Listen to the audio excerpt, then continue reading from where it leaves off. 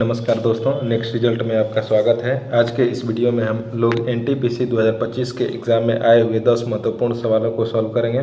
तो बिना देर किए हुए चलिए इस वीडियो को शुरू करते हैं।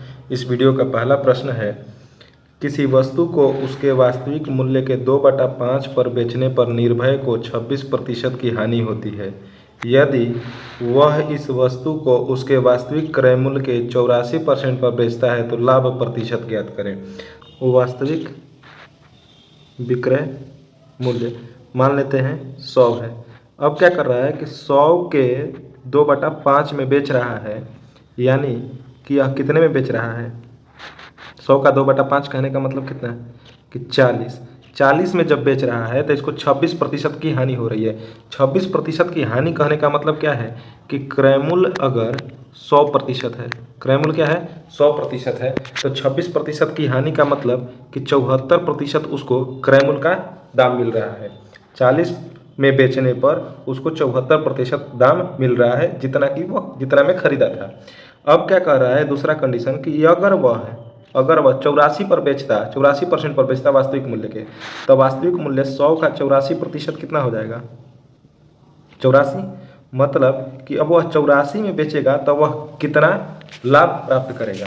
तो देखिए 40 में जब बेच रहा है तो 74% उसका दाम रिकवर हो रहा है। 74% जितना वह दाम लगा करके खरीदा था उसका 74% उसको मिल रहा है। तो अब 84 में बेचेगा तो कितना मिलेगा, तो 74, 40 का वैल्यू कितना है 74, तो 84 का वैल्यू कितना हो जाएगा।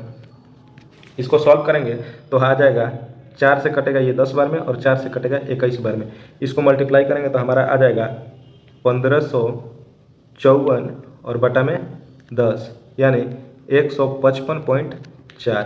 कहने का मतलब है कि जब अगर 84% पर बेचेगा, वास्तविक विक्रय मूल्य के 84% पर जब बेचेगा तो उसको 155.4% प्राप्त होगा। किसका, क्रय मूल्य का। ठीक है, क्रय मूल्य का कितना 155.4% प्राप्त होगा।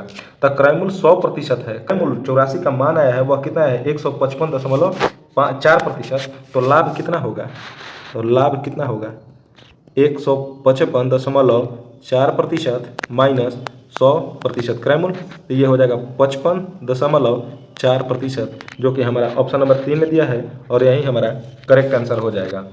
नेक्स्ट क्वेश्चन यहाँ पर है कि यदि किसी त्रिभुज का क्षेत्रफल 1080 सेंटीमीटर स्क्वायर है और इसकी भुजाएं 5:12:13 के अनुपात में है तो त्रिभुज का परिमाप ज्ञात करें। देखिए सबसे पहले भुजाएं देख लीजिए। 5:12:13 कहने का मतलब यह 5 और 12 और 13 क्या है, एक पाइथागोरियन ट्रिपलेट है, जो कि इसका मतलब यह है कि ये जो भुजाएं हैं और ये जो त्रिभुज का क्षेत्रफल दिया है यह कैसा समकोण त्रिभुज का क्षेत्रफल दिया है। तो पहले त्रिभुज बना लेते हैं, जिसमें कि ये हमारा हो गया 5, ये हो गया 12 और ये क्या हो गया 13, ये अनुपात। तो अनुपात को हम क्या कर लेंगे x के रेशियो में मान लेंगे। तो मानना त्रिभुज की भुजाएं क्या है 5x, 12x तथा 13x है। क्यों, क्योंकि इसी के अनुपात में है तो हम x के टर्म में मान लेंगे 5x, 12x और 13x, जो कि है त्रिभुज का क्षेत्रफल। त्रिभुज का क्षेत्रफल कितना दिया है 1080 सेंटीमीटर स्क्वायर।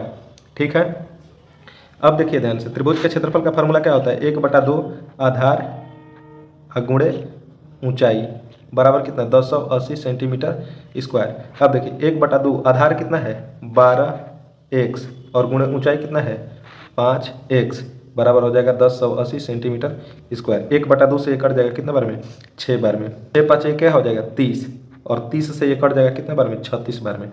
इसका मतलब कि x स्क्वायर बराबर क्या है 36 सेंटीमीटर स्क्वायर, मतलब कि x बराबर क्या हो जाएगा 6 सेंटीमीटर।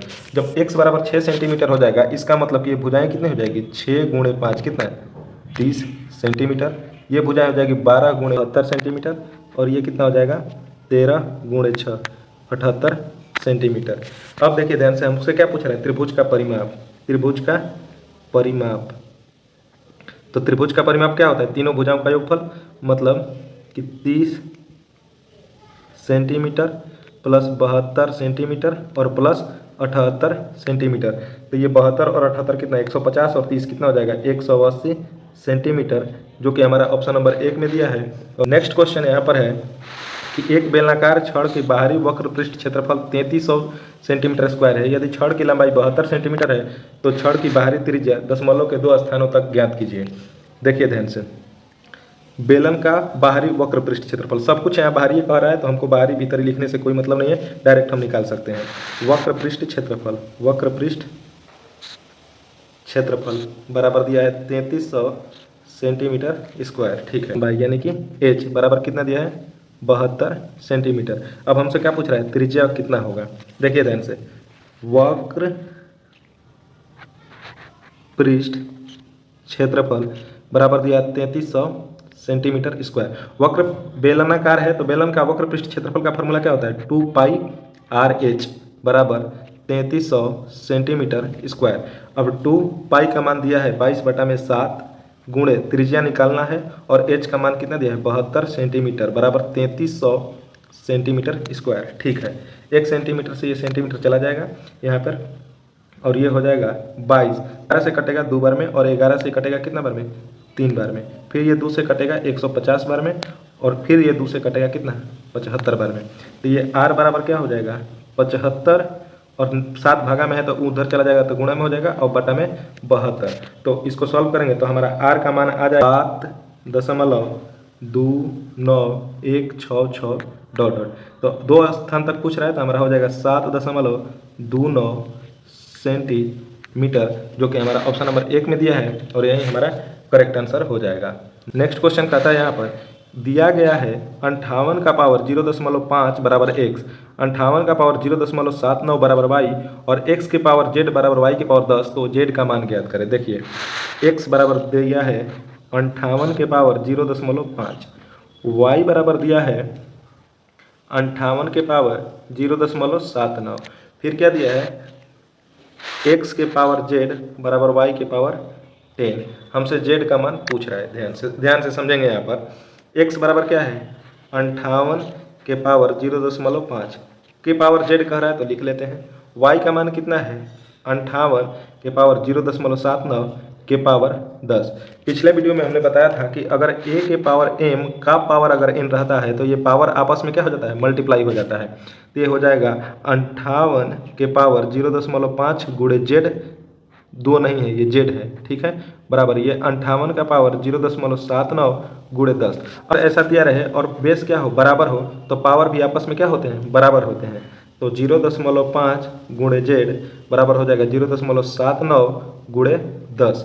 अब यहाँ से z का मान हम निकाल लेंगे 0.79 गुणे 10 और बटा में 0.5, 10 से मल्टीप्लाई हो जाएगा तो ये हो जाएगा 7.9 और बटा में 0.5, 0 जाएगा तो नीचे ये दशमलव जाएगा तो नीचे आएगा 0 और ये दशमलव जाएगा तो ऊपर 0 आएगा और 10 से 10 कट जाएगा।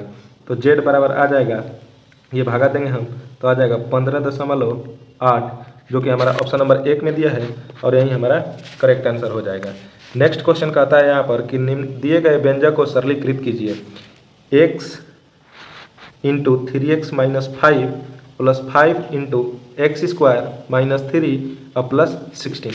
ये देखिए अब ये जो x दिया है ये 3x माइनस 5 में मल्टीप्लाई करना है तो ये हो जाएगा 3x स्क्वायर माइनस 5 से x से मल्टीप्लाई होगा तो 5x plus 5x square plus minus से मल्टीप्लाई होगा तो माइनस 5 इंटू 3 15 और प्लस 16। ये 3x square plus 5x square कितना हो जाएगा 8x स्क्वायर माइनस 5x और 16 माइनस 15 कितना हो जाएगा प्लस 1। और ये हमारा ऑप्शन नंबर 2 में दिया है, इसलिए हमारा ऑप्शन नंबर 2 करेक्ट आंसर हो जाएगा। नेक्स्ट क्वेश्चन यहाँ पर कहता है कि 1200 की राशि पर 3% प्रति माह की दर से 11 माह के लिए साधारण ब्याज ज्ञात करना है। प्रिंसिपल वैल्यू हमारा मूलधन कितना दिया है 1200 रुपया, रेट कितना दिया है 3% पर मंथ, ध्यान रखना। और टाइम यहाँ पर कितना दिया है, टाइम दिया है 11 मंथ, ठीक है। रेट भी हमारा मंथ के हिसाब से दिया है और टाइम भी हमारा क्या दिया है मंथ में ही दिया है, तो रेट और टाइम दोनों में से किसी को चेंज करने की कोई ज़रूरत नहीं है, हम डायरेक्ट निकाल सकते हैं। SI का फार्मूला होता है हमारा मूलधन गुणे समय गुणे दर बटा में 100। तो मूलधन कितना है 1200 गुणे समय हमारा हो गया 11 मंथ गुणे रेट कितना है 3% बटा में 100, 2 0 से 2 0 ये कट जाएगा, हमारा हो जाएगा 12 3 36, 36 से 11 से मल्टीप्लाई होगा तो कितना हो जाएगा 396 रुपया। जो कि हमारा ऑप्शन नंबर 3 में दिया है, इसीलिए हमारा ऑप्शन नंबर 3 करेक्ट आंसर हो जाएगा। नेक्स्ट क्वेश्चन यहाँ पर है कि पी, क्यू और आर ने क्रमशः 34:75:6 के अनुपात में धनराशि निवेश की। यदि वर्ष के अंत में उन्हें कुल 3600 रुपये का लाभ प्राप्त हुआ तो क्यू और आर के हिस्सों के बीच का अंतर कितना होगा। पी अनुपात क्यू अनुपात आर, निवेश का अनुपात दिया है 34:75:6। तो जिस अनुपात में ये निवेश करेंगे उसी अनुपात में इनको क्या होगा, लाभ की भी प्राप्ति होगी। इसका मतलब कि लाभ का अनुपात भी क्या होगा, लाभ अनुपात इतना ही होगा। मतलब कि 34:75:6 के अनुपात में इनके लाभ को बांटना है 3600 रुपये को, यानी कि 34 अनुपात प्लस 75 अनुपात प्लस 6 अनुपात बराबर हो जाएगा 3600 रुपया। अब इसको जोड़ेंगे तो 34 और 6 40 और 75 115 अनुपात बराबर हो गया 3600। तो इसलिए एक अनुपात बराबर हो जाएगा 3600 बटा में 115। हमसे क्या पूछ रहा है, क्यू और आर के हिस्से का बीच का अंतर। तो क्यू और आर के हिस्से का अंतर, तो अंतर कितना होगा, 75 माइनस 6, 75 अनुपात माइनस 6 अनुपात। तो 75 माइनस 6 कितना हो जाएगा, 69 अनुपात। मतलब कि हमको 69 अनुपात का मान निकालना है।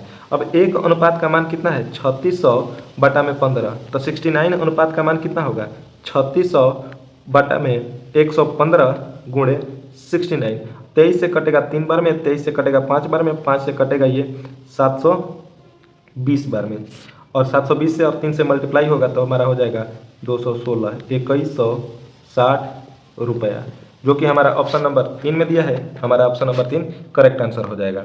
नेक्स्ट क्वेश्चन यहाँ पर कहता है कि पाइप पी किसी टैंक के 5/7 भाग को 30 घंटे में भर सकता है। पाइप क्यू उसी टैंक के 2/5 भाग को 28 घंटे में भर सकता है।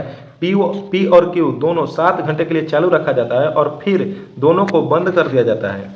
फिर पाइप आर को अकेले चालू किया जाता है जो टैंक के पानी को 8 घंटे में खाली कर देता है। तो पाइप पी, क्यू और आर मिलकर खाली टैंक को कितने समय में भर सकते हैं। ध्यान से समझेंगे एकदम लाइन बाय लाइन क्वेश्चन को। पी जो है 5/7 भाग 30 घंटे में भरता है, ठीक है। तो इसलिए पूरा टंकी भरने में कितना समय लेगा, पूरा भरने में 30 × 7 बटा में 5, यानी कि कितना 42 घंटा, ठीक है। 2/5 भाग कितने देर में भर रहा है, 28 घंटे में। तो पूरा टंकी भरने में कितना टाइम लगेगा, 28 × 5 बटा में 2 से कटेगा ये 14 बार में, 14 × 5 70 घंटे। इसका मतलब क्या है कि क्यू जो है 70 घंटा में पूरा भर सकता है। अब क्या कर रहा है, पी और क्यू दोनों को 7 घंटे के लिए चालू किया गया। पी और क्यू को 7 घंटे के लिए। अब ध्यान से समझेंगे, यदि पी टोटल 42 घंटा में भरता है तो 1 घंटा में कितना भाग भरेगा, 1/42 भाग, प्लस उसी तरह से क्यू टोटल 70 घंटे में भरता है तो 1 घंटा में कितना 1/70 भाग भरेगा। अब ये दोनों को कितना टाइम के लिए खोला गया, 7 घंटे के लिए। ये दोनों तो 1 घंटे का हुआ, अब 7 घंटे के लिए खोला गया तो ये हमारा कितना हो जाएगा 42 और 70, ये हो जाएगा 6 × 7 और इसमें से कितना आ जाएगा 5, 3 तो 2 उसमें आ गया है 3 6 में, तो कितना हो जाएगा 7 × 6 42, 5 अब प्लस ये हो जाएगा 7 × 5 35 2 × 70 3, ठीक है, और गुणे 7।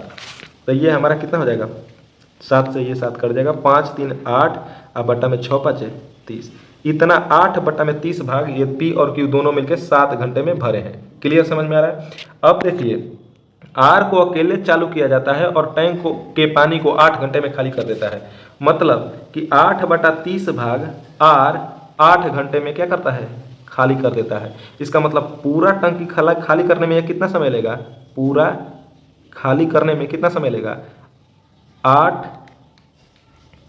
× 30 बटा में 8, तो 8 से 8 कट जाएगा, यानी कि 30 घंटा में ये क्या करेगा, पूरे टंकी को खाली कर देगा। अब क्या कह रहा है कि तीनों मिलकर टंकी को कितने देर में भरेंगे, तब P + Q + R 1 घंटे के लिए निकाल करके उसको उल्टा कर देंगे तो हमारा पूरा टाइम निकल जाएगा।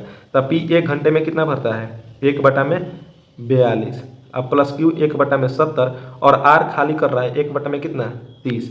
इन सब का एलसीएम लेंगे हम तो कितना हो जाएगा, ये 6 × 7 × 5 और 6 × 5 30, इसमें 30 भी आ गया, तब हो जाएगा ये 5 + 3 - 7, 5 3 8 - 7 कितना हो जाएगा 1 अब बटा में 210। मतलब कि 1 घंटे में तीनों मिलकर के 1/210 भाग भरते हैं। तो इसलिए पूरा टंकी भरने में, पूरा टंकी भरने में 210 घंटे का समय लगेगा।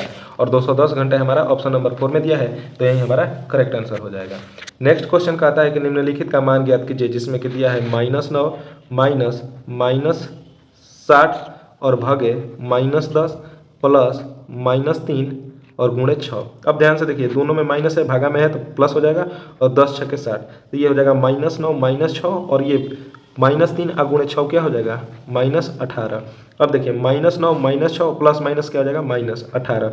अब 9 6 15, 15 18 कितना हो जाएगा 33, और तीनों माइनस में है तो ये क्या हो जाएगा माइनस। ये ऑप्शन नंबर 4 में दिया है, इसीलिए ऑप्शन नंबर 4 हमारा क्या हो जाएगा करेक्ट आंसर।